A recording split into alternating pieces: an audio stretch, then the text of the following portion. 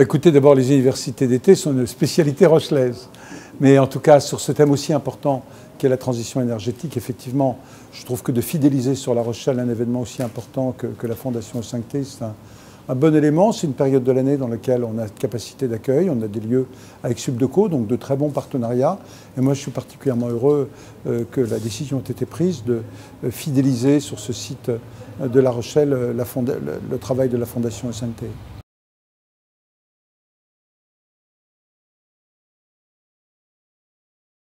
Tout d'abord, on aime bien les événements, puisqu'on a une stratégie, par ailleurs, de congrès, de séminaires. Mais là, ce qui est intéressant, c'est qu'en plus, le contenu de l'événement est complètement en phase de ce que nous voulons faire à La Rochelle et au niveau de l'agglomération. On est sur des thématiques extrêmement importantes pour l'avenir de nos territoires. À La Rochelle, nous sommes sur un territoire qui est très bas, donc très sensible aux événements climatiques, par exemple, pour prendre que cet exemple-là, mais il y a aussi d'autres aspects. Donc pour nous, c'est un événement majeur pour La Rochelle et qui touche à l'avenir de notre planète. Donc c'est vraiment quelque chose auquel on est très sensible. On a des personnalités à La Rochelle qui sont très engagées. Je pense à une femme comme Isabelle Autissier, qui depuis très longtemps réfléchit, travaille sur ces thématiques-là. Donc moi je suis très heureux que ce soit fixé sur La Rochelle. Mais en tout cas, c'est un lieu de matière grise où on va pouvoir échanger à la fois ce qui se fait ici, mais aussi ce qui se fait dans bien d'autres endroits et ce que certains grands groupes font également. Donc d'avoir à un moment donné un temps d'échange sur La Rochelle, c'est quelque chose de très intéressant.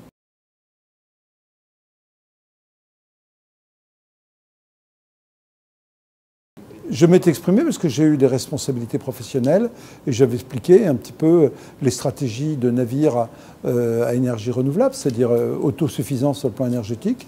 Donc c'est un sujet intéressant. Là, on est sur une autre échelle. Je m'exprime maintenant en tant que maire et président d'agglomération sur lesquels on a vraiment des politiques très importantes sur ces sujets-là.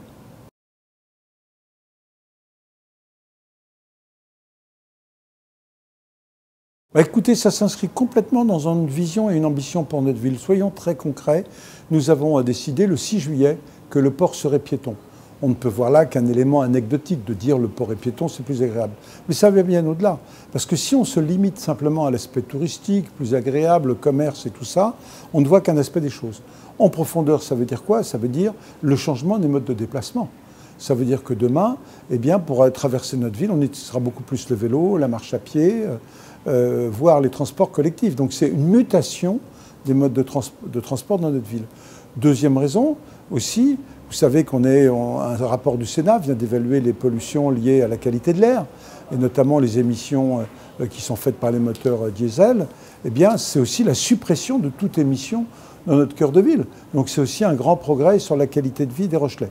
Donc il faut vraiment voir que cet élément symbolique fort qui est le port piéton s'inscrit dans une démarche beaucoup plus importante.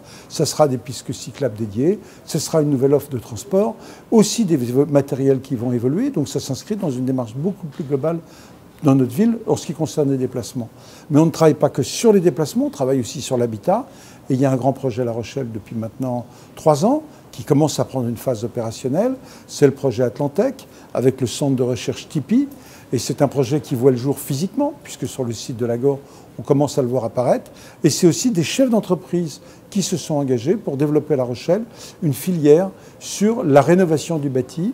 Donc de faire à la fois des recherches qui sont menées dans le cadre universitaire, mais aussi des entreprises qui veulent utiliser ces recherches. Donc que ce soit sur les modes de déplacement, que ce soit sur les métiers du bâtiment, on veut vraiment être en pointe à la fois dans la pratique, dans l'usage, mais aussi dans la recherche et la technologie. Et puis on va continuer. Nous, on a un certain nombre de quartiers de La Rochelle qui sont alimentés par des réseaux de chaleur. Notre ambition, par exemple, à terme, c'est que tous les quartiers de La Rochelle soient également équipés en réseau de chaleur. Et tout ce qui touche à l'habitat, tout ce qui touche au mode de déplacement et tout ce qui touche au monde de l'entreprise, ce sont des sujets sur lesquels on doit faire des progrès. On a été une ville symbolique. Michel Crépeau a été ministre de l'Environnement. Et donc il avait insufflé, et son prédécesseur avait travaillé dans le même axe. Ce que nous voulons, nous, c'est que toute cette démarche maintenant fasse un ensemble global qui dise La Rochelle doit être à la pointe en termes environnementaux. Vous savez, j'étais hier soir avec le président mexicain et le président français, parce que notre ville collabore avec la ville mexicaine de Campeche, qui cherche à utiliser une part de notre savoir-faire.